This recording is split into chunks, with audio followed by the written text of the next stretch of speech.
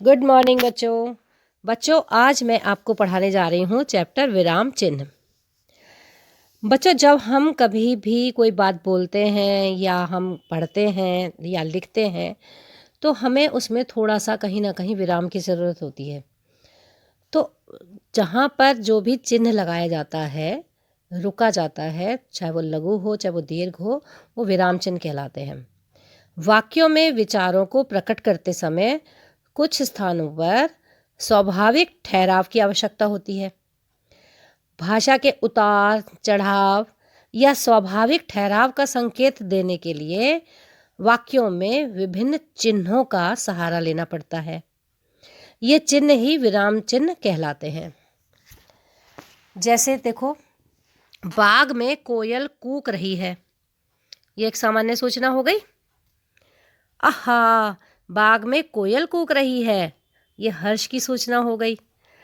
आइए हिंदी में प्रचलित कुछ प्रमुख विराम चिन्हों के बारे में हम जानते हैं। बच्चों देखो, सबसे पहले नंबर 1 पर आता है पूर्ण विराम, जिसको हम कैसे इंगित करते हैं, आपकी बुक में दिखाई दे रहा है ना आपको, है ना। फिर दूसरा होता है अल्प विराम, तीसरा होता है अर्ध विराम, चौथा उपविराम, पांचवा प्रश्न सूचक चिन्ह, जब आप प्रश्न लिखते हैं लास्ट में लगाते हैं ना, विस्मयादिबोधक चिन्ह, जिसको हम इंग्लिश में एक्सक्लेमेटरी का निशान भी बोलते हैं। फिर होते हैं कुछ योजक चिन्ह, छोटा सा डैश लगाते हैं जो हम। कुछ होते हैं निर्देशक चिन्ह, जो हम थोड़ा बड़ा सा डैश लगाते हैं। उद्धरण चिन्ह, जो हम इन्वर्टेड कॉमास जिनको बोलते हैं, है ना। विवरण चिन्ह, जिसमें 2 बिंदी लगाकर आगे हम डैश लगाते हैं। कोष्टक, ये 3 प्रकार के होते हैं, छोटा कोष्टक, मध्यम कोष्टक, बड़ा कोष्टक, है ना। फिर होते हैं लाघव चिन्ह, जो बिल्कुल छोटा सा गोली, कहना चाहिए छोटा सा एक गोली होती है। फिर 13वां आता है हंस पद या त्रुटि पूरक चिन्ह, जैसे कि हम लिखते लिखते कुछ भूल जाते हैं तो फिर हम बीच में उस शब्द को लिखने के लिए एक ऊपर एरो सा बनाते हैं, उसको हम बोलते हैं हंस पद या त्रुटिपूर्वक चिन्ह। अब सबसे पहले हम देखते हैं कि कौन सा विराम कहाँ पर लगता है। देखो, सबसे पहले आता है पूर्ण विराम।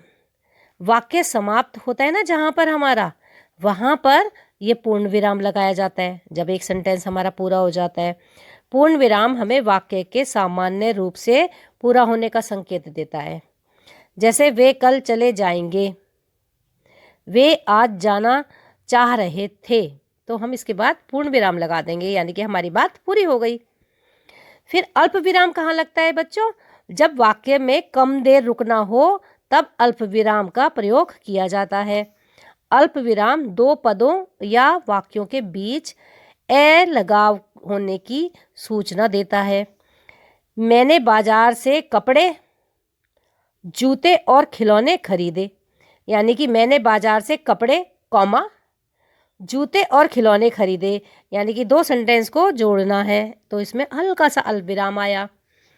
सीता आई, गीता चली गई, लेकिन रीता ठहरी रही, तो यहाँ पर भी हमें 2-3 छोटी छोटी बातें कहनी है और उसमें हमें अल्प विराम की ज़रूरत है। फिर आता है अर्धविराम।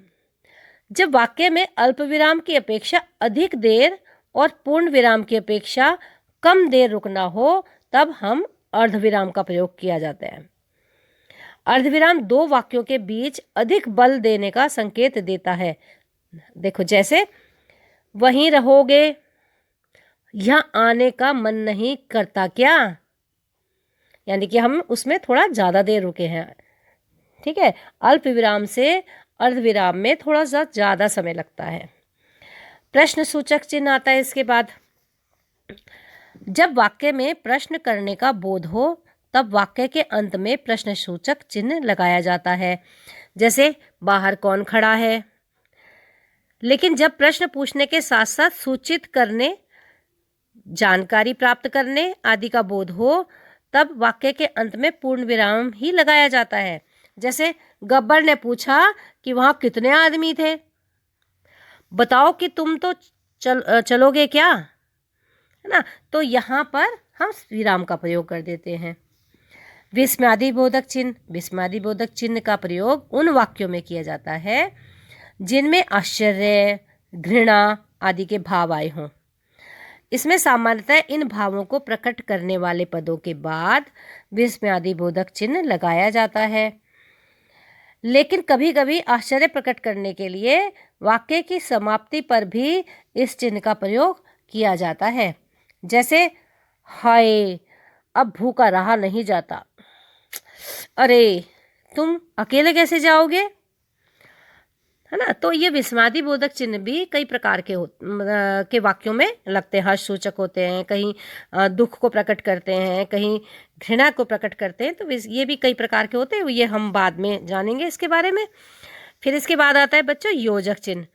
तत्पुरुष या द्वंद्व समास के मध्य तुलना करते हुए और द्वंद्वित शब्द रूपों में योजक चिन्ह का प्रयोग किया जाता है। जैसे जनसंख्या वृद्धि एक विकट समस्या है, अब जनसंख्या और वृद्धि के बीच में एक योजक चिन्ह लग गया, यानी कि इसमें कोई ऐसा योजक शब्द आएगा। तो जहाँ ये योजक शब्द नहीं लगाते तो वहाँ पर इसको एक छोटा सा ये योजक चिन्ह लगा देते हैं। माँ पिताजी बाजार गए हैं, जैसे होता है ना माता पिता, माता और पिता, है ना। तो और की जगह क्या लगा देते हैं, बीच में हम योजक चिन्ह लगा देते हैं। अब इसके बाद आता है निर्देशक चिन्ह। जब किसी वाक्य में व्याख्या आदि का स्पष्टीकरण करना हो, उदाहरण देना हो, संवादों में नाम बताना हो, तो निर्देशक चिन्ह का प्रयोग किया जाता है। जैसे आप परिभाषा लिखते हैं ना, उसके बाद लिखते हैं जैसे, तो वो डैश लगाते हैं ना एक, वही निर्देशक चिन्ह होता है। कोष्टक, किसी शब्द या पद को अधिक स्पष्ट करने के लिए कोष्टक चिन्ह का प्रयोग किया जाता है। मान लीजिए आपने कोई शब्द लिखा और बच्चों को वो थोड़ा हार्ड लग रहा है, तो ब्रैकेट में हम उसका एक मीनिंग फिर लिख देते हैं, जिससे बच्चों को आसानी से समझ में आ जाए। उसका एक पर्यायवाची लिख देते हैं मतलब। प्रवेश परीक्षा में विज्ञानों के विषयों जैसे भौतिकी, रासायनिक, जीव विज्ञान, अब यहाँ पर हमें खोलना है कि कौन से विषयों, तो हम ब्रैकेट में उन विषयों के नाम लिख दिए हमने। तो ये इसके ऊपर आधारित प्रश्न पूछे गए थे, तो यानी कि स्पष्ट कर दिया विषयों का मतलब हो गया, उसमें ब्रैकेट में सारे विषय खोल दिए। अब इसके बाद आता है उद्धरण चिन्ह। किसी के कथन को ज्यों का त्यों उद्धृत करना हो तब उसे उद्धरण का अवतरण चिन्ह कहते हैं। उद्धरण या अवतरण चिन्ह कहते हैं। ये दोनों जो है मतलब इन्वर्टेड कॉमास जिनको बोलते हैं हम ना, तो उनके बीच में लिखा जाता है। किसी व्यक्ति की ज्यों की त्यों बात जो है वो इनमें इन्वर्टेड कॉमा के बीच में लिखी जाती है। जैसे किसी व्यक्ति का नाम हो गया, उपनाम आदि के लिए इकहरा उद्धरण चिन्ह लगाया जाता है। जैसे रामधारी सिंह दिनकर, अब दिनकर जो है उनका उपनाम है, तो उसके में उसको हम सिंगल इन्वर्टेड कॉमा में लगा देते हैं कि रामधारी सिंह दिनकर महान कवि थे। पुलिस ने कहा जुर्माना तो देना ही पड़ेगा, यानी कि यहाँ पर दोहरा उद्धरण चिन्ह लगाते हैं, यानी कि उसकी बात को ज्यों का त्यों कहा जा रहा है, तो वहाँ डबल इन्वर्टेड कॉमास लग जाते हैं। अब इसके बाद आता है बच्चों लाघव चिन्ह। शब्दों का संक्षिप्त रूप लिखने के लिए लाघव चिन्ह का प्रयोग किया जाता है।